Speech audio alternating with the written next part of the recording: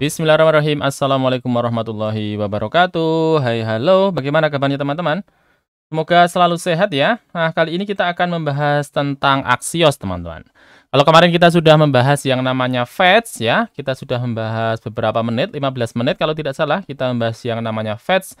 Kali ini kita akan membahas tentang Axios. Nah, kalau teman-teman pengen melihat tentang bagaimana cara kita bisa membuat aplikasi dengan memanfaatkan yang namanya Fetch, monggo silahkan bisa mampir dulu ke video saya sebelumnya tentang bagaimana cara kita membuat pemanggilan API dengan menggunakan yang namanya Fetch.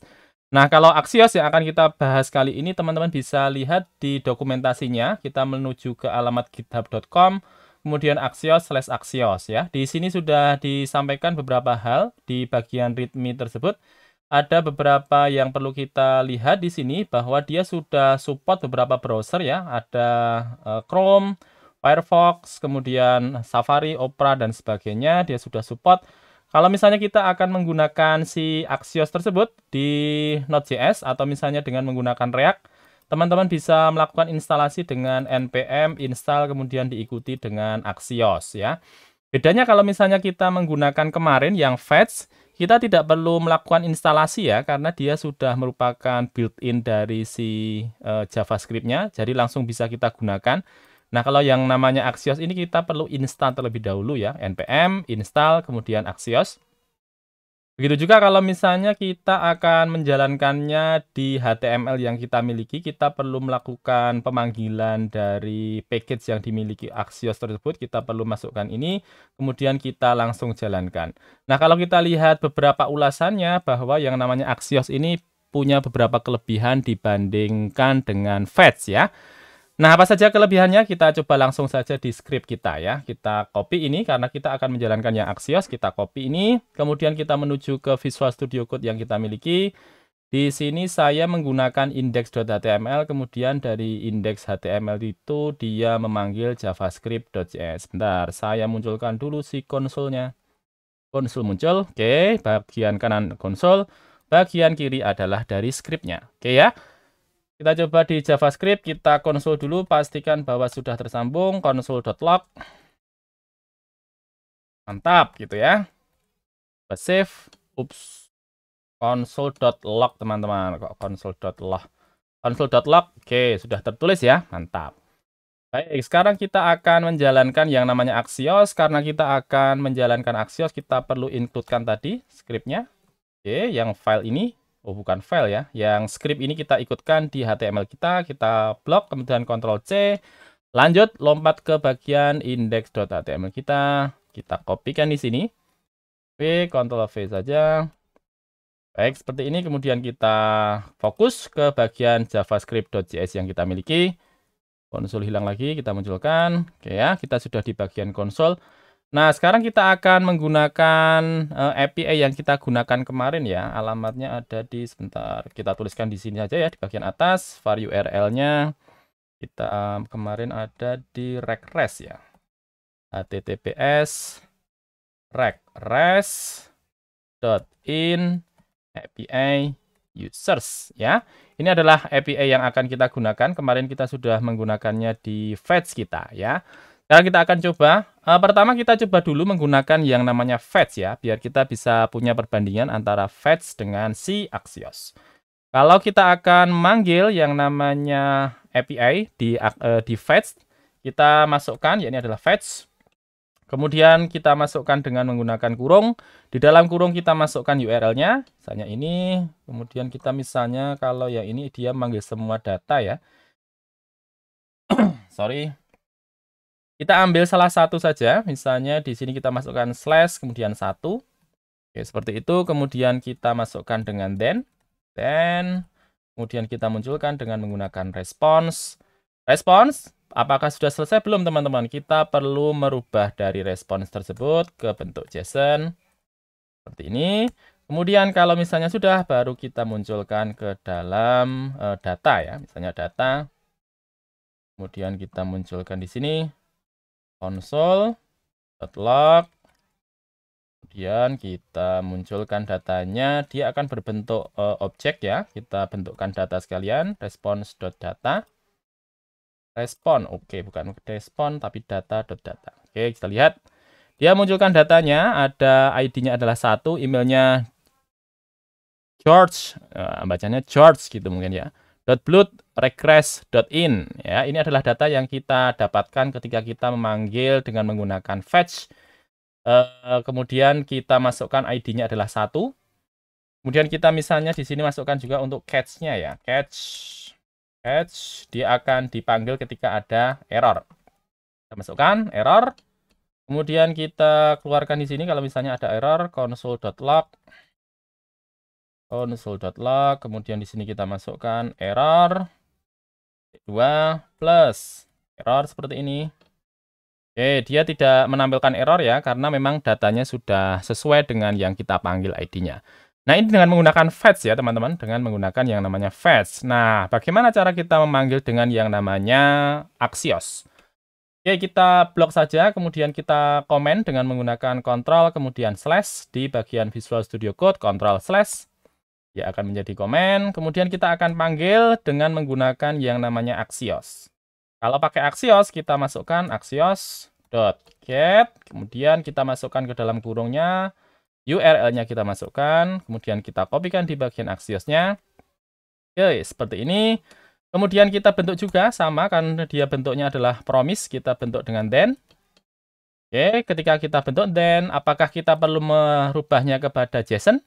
Tidak, teman-teman. Ternyata bisa langsung diubah oleh si Axios-nya. Kita tinggal masukkan saja data. Oke, kemudian kita bentuk dia dengan console.log, langsung kita keluarkan data.data. Seperti ini, kemudian kita catch error, kemudian kita keluarkan errornya kalau misalnya ada error console.log, kita keluarkan di sini error T2 plus error. Baik, seperti ini ya, cara memanggil ketika kita menggunakan yang namanya Axios. Kita save, dia akan refresh, dia langsung memunculkan datanya ya. Ini kalau di bagian bawah ini adalah data yang kita dapatkan dari si Axios, di mana kita lihat ada berapa baris ini, 1, 2, 3, 4 ya, 4 baris ketika kita memanggil dengan namanya fetch, teman-teman. Dengan fetch kita perlu 4 baris, 1, 2, 3, 4. Dan ketika kita menggunakan yang namanya Axios, kita cukup menggunakan 1, 2, 3. 3 baris lumayan, teman-teman, ngirit 1 baris ya. Kita tidak perlu merubah dari respons yang didapat. Oke, sebentar. Oke, dia langsung merubah ya. Kalau dari fetch, kita perlu merubah dari respons yang didapat, kita perlu ubah dulu ke bentuk JSON. Nah, kalau kita menggunakan yang namanya Axios, dia langsung dirubah ya. Axios sudah sangat baik pada kita. Dia langsung merubah data yang didapatkan, langsung diubah oleh si Axios menjadi bentuk JSON tanpa kita perlu melakukan perubahan bentuknya adalah JSON ya. Langsung dirubah oleh si Axios. Sehingga kita langsung bisa menggunakan yang namanya data yang didapatkan karena sudah dirubah ke bentuk JSON, teman-teman. Baik, itu adalah cara ketika kita melakukan get ya. Bagaimana cara kita bisa melakukan yang namanya post? Kita komen dulu ini, kontrol seperti ini, kemudian kita coba berikutnya, yakni adalah fetch lagi. Kita coba bandingkan ya, dengan menggunakan yang namanya post. Kalau kita post dengan yang namanya fetch, kita masukkan URL-nya. URL-nya ada di bagian atas ini adalah URL-nya. Kemudian kita masukkan dia dengan menggunakan koma, kemudian dalam kurung. Oke, seperti ini. Kemudian kita masukkan ke dalam kurung tersebut metode yang akan kita gunakan. Post. Ya. Kemudian kita lihat balik. Oh, sebentar. Kita lihat ya. Di sini kalau misalnya kita menggunakan fetch, kita masukkan URL-nya tanpa kita menyebutkan di sini adalah metodenya. Kalau di Axios kita sebutkan axios.get. Sebenarnya caranya ada beberapa cara ya. Kalau di sini kita lihat dia menggunakan axios.get ya. Kalau sekarang coba kita lihat dengan menggunakan yang namanya post di fetch. Oke, kalau menggunakan metode post di fetch, kita sebutkan seperti ini, fetch, kemudian kita masukkan URL-nya. Kemudian setelah kita masukkan URL-nya, kemudian kita masukkan metodenya, kita masukkan headers-nya dulu. Kemudian kita masukkan, yakni adalah content tab-nya kita sebutkan, content. Type-mu apa, kemudian kita masukkan yakni adalah application JSON. Oke, kemudian koma lagi. Kemudian kita masukkan bodinya. Ya, karena body kita perlu bentuk dia menjadi JSON stringify. Ya, kemudian kita masukkan dia ke dalam kurung kurawal. Kemudian kita masukkan parameter yang akan kita masukkan. Name-nya misalnya kita masukkan adalah, sebentar, misalnya kita masukkan Wahid misalnya. Kemudian job-nya kita masukkan adalah pedagang misalnya. Kemudian kalau misalnya sudah seperti ini, kita bentuk dia ke then. Jangan lupa karena kita menggunakan fetch, kita perlu bentuk dia menjadi JSON dulu. Response, kita bentuk ke JSON, response.json. Kalau misalnya sudah, baru kita bisa dapatkan hasilnya. Data, ya. Kemudian kita keluarkan console.log data. Oke, seperti ini ya. Jadi ketika kita menggunakan yang namanya, sebentar. Oke. Ketika kita menggunakan fetch dan yang kita mau adalah dengan metode post, kita perlu sebutkan metodenya post, kemudian headers-nya kita sebutkan, content tab-nya, application JSON, kemudian kita bentuk dia menjadi JSON stringify, kita sebutkan di sini. Bentar, ada yang kurang. Kurung. Oke ya. JSON stringify kita sebutkan parameter yang akan kita ikutkan ketika kita menjalankan fetch dengan metode post, name, kemudian job, ya. Kemudian kita lihat hasilnya dengan menggunakan response, kita ubah dari response menjadi JSON. Kalau sudah baru bisa kita keluarkan isinya ya. Kita coba save. Baik, dia sudah mengeluarkan datanya. Ini adalah data yang kita dapatkan dengan menggunakan yang namanya fetch. Dan metode yang kita jalankan yakni adalah post ya. Ini adalah cara kita dengan menggunakan yang namanya fetch dengan metode post. Oke, sekarang kita coba, kita blok dulu. Kita coba dengan menggunakan Axios ya. Axios.post. Kemudian kita masukkan URL-nya, kita sebutkan URL-nya, kemudian kita masukkan koma, kemudian kita masukkan dalam kurung. Kemudian kita langsung masukkan yakni adalah parameternya. Kita masukkan parameternya name ya. Misalnya kita masukkan name tadi Wahid. Misalnya berikutnya adalah Dwi ya. Kemudian kita berikan job-nya JOB. Job-nya misalnya adalah karyawan swasta. Langsung kalau misalnya sudah kita bentuk dia ke then. Kita keluarkan isinya, dan kemudian kita keluarkan tadi dengan menggunakan respon langsung. Kita lewatkan responnya, kita langsung bentuk dia bentuk data, console.log. Oke, kemudian kita keluarkan datanya. Seperti ini, kemudian kita save. Kita coba lihat. Oke, dia langsung mengeluarkan datanya ya. Di sini kita lihat dia mengeluarkan data dari Dwi dan karyawan swasta ya.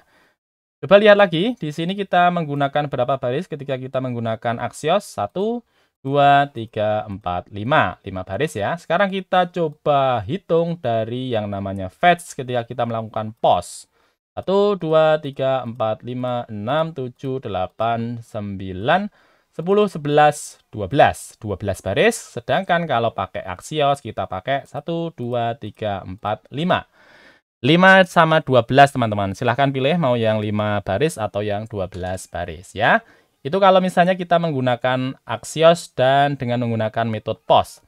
Oke, sekarang kita blok lagi. Kita coba cara yang lain misalnya.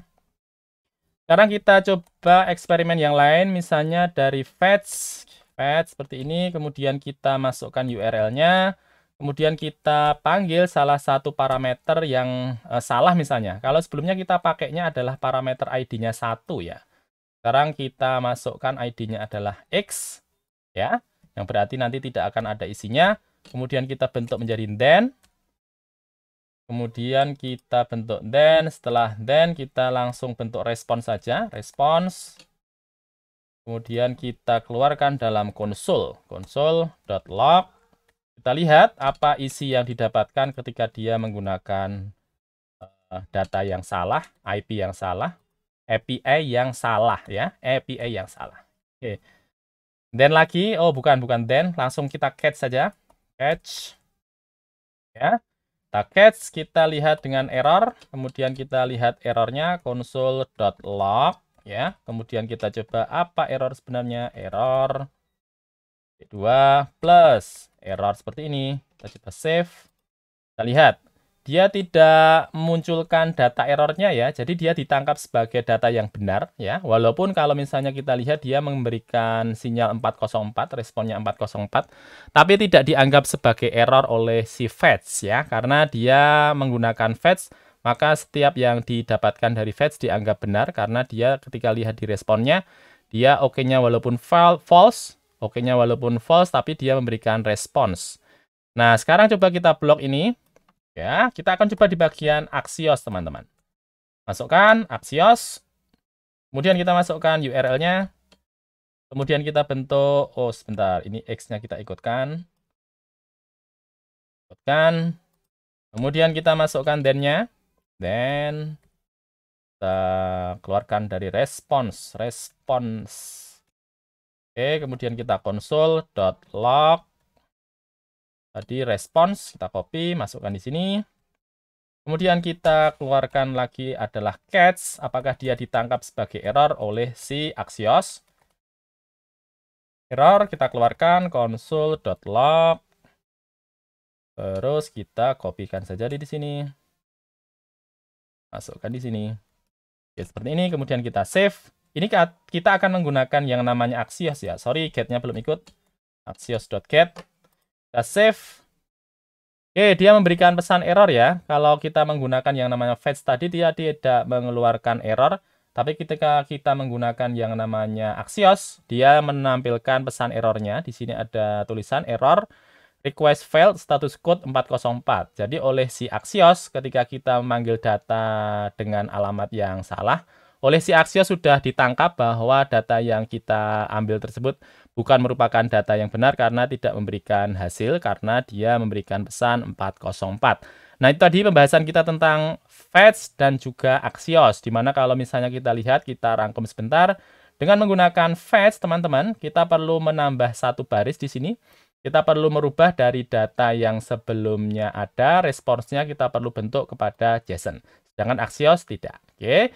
Nah, berikutnya kalau misalnya kita akan membuat yakni adalah post, kita perlu banyak baris di sini, sebutkan metodenya, headers-nya apa, kemudian parameter yang akan kita lewatkan, perlu diubah ke JSON terlebih dahulu, baru bisa keluarkan datanya. Dan saat mengeluarkan data, perlu kita ubah ke bentuk JSON seperti biasanya ketika kita menggunakan fetch. Oke. Nah, sekarang kalau misalnya pakai Axios, teman-teman, cukup berapa baris tadi? 1, 2, 3, 4, 5, cuma 5 baris saja. Kemudian langsung kita masukkan parameternya tanpa kita sebutkan headers-nya, tanpa perlu kita merubah dari parameter yang ada ke bentuk JSON. Langsung bisa selesai dengan 5 baris ini sudah bisa menampilkan data. Dan berikutnya kalau misalnya dengan fetch, kita perlu melakukan conditional yang lebih ya, ketika kita memanggil data di mana API yang kita panggil tersebut salah masukkan alamat. Sedangkan kalau pakai Axios, dia langsung bisa melakukan deteksi. Misalnya di sini 404 langsung bisa terdeteksi oleh si Axios ketika kita menjalankannya. Oke, seperti itu teman-teman. Perbandingan sedikit tentang Axios dan juga fetch. Silahkan masukkan di kolom komentar kalau misalnya teman-teman punya pengalaman yang lain ataupun misalnya ada yang perlu disampaikan. Terima kasih sudah menyimak. Kita berjumpa lagi di video berikutnya. Wassalamualaikum warahmatullahi wabarakatuh.